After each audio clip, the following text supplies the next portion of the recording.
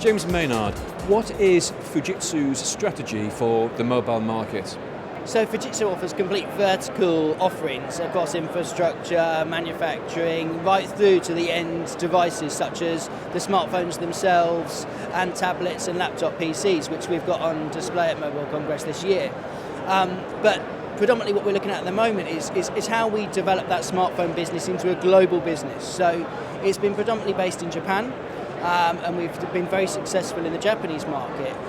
But in June last year, we launched our first smartphone into the European marketplace with Orange in France, the stylistic S01. And we're now looking to develop the follow-on successor device to that for a launch in this autumn.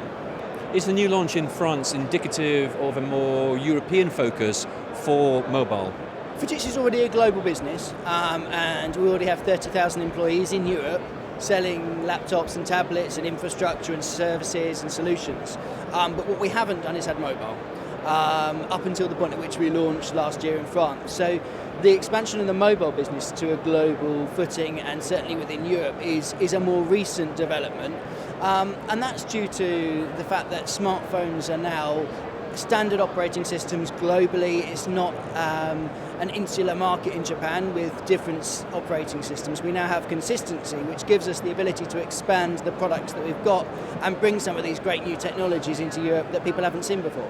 What specifically is Fujitsu showing here at Mobile World Congress in terms of mobile innovation? We've brought across a haptic experience. So it looks like a standard tablet display, but this delivers a textured experience. So we have the ability to give, using ultrasonic vibrations, you actually feel different textures on the screen. So we've got a crocodile skin, and you can feel the bumps of the crocodile skin through just a normal piece of glass, which is very difficult to get across on camera, but needs to be experienced. I think mobile penetration is growing, and certainly smartphone penetration in all of the European markets at the moment.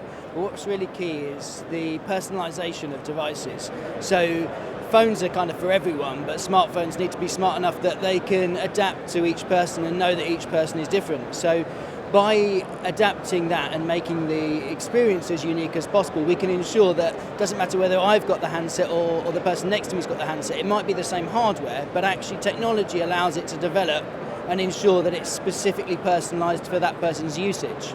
And we can do that with lots of different adaptive technologies. From an audio perspective, we can adapt the frequency based on the age of the user, and visually we can adapt the screen coloration based on the age of the user. So how do you change the frequency? So using our human-centric engine, which is an IC that sits within the device, we understand that as users get older, from 30 years and upwards, the frequency they hear at changes. So during the startup wizard on the device, you input your age, and that means that the device can automatically adapt the frequency of the incoming call to fit that age of user. And that, combined with other things like dual mic technology to remove background noise, and our own proprietary technology to remove background noise on incoming calls, allows us to optimise the user's experience of that device, but also personalise it specifically to them to ensure that they're getting an optimised version of it for them to use. It sounds like personalisation is becoming central to Fujitsu's mobile design philosophy. I think it's certainly, as we move into the future, the next device is based on that. And it's not just about ringtones and wallpapers anymore. There's a huge amount of technology that's in these devices, and actually those options don't necessarily make things easier or make it more intuitive or easy to use. Everybody wants an intuitive, easy-to-use device, and I believe that technology needs to be in the background, and it should deliver real consumer benefits. And if that's through personalisation and making that device as unique as that particular user, then that's how we should do it.